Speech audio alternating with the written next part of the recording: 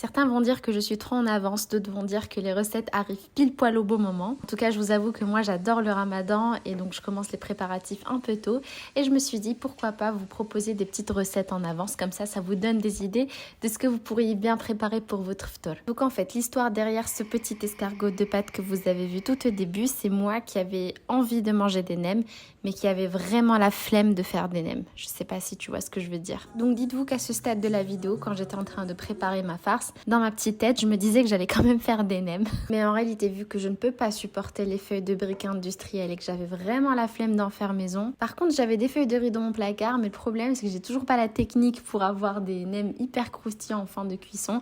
Donc je me suis dit Lina, pas de risque, j'ai sorti des feuilles philo que j'avais dans mon réfrigérateur et j'ai fait cet escargot qui était incroyable. En fait, ce qui fait vraiment toute la différence dans cette farce, c'est le fait d'avoir utilisé du gingembre frais, beaucoup d'ail, beaucoup de persil et de coriandre et la fameuse Helissa que je t'ai mis sur mon site d'ailleurs et qui est incroyable parce qu'en fait elle est pas juste pimentée, il y a un arrière-goût citronné mais qui est vraiment unique. Donc je ne sais pas comment appeler cette recette si ce n'est le boudin de nem ou l'escargot de nem, mais tout ce que je sais c'est que cette recette est incroyable, tout comme toi. J'espère vraiment que tu auras l'occasion de tester sans te brûler.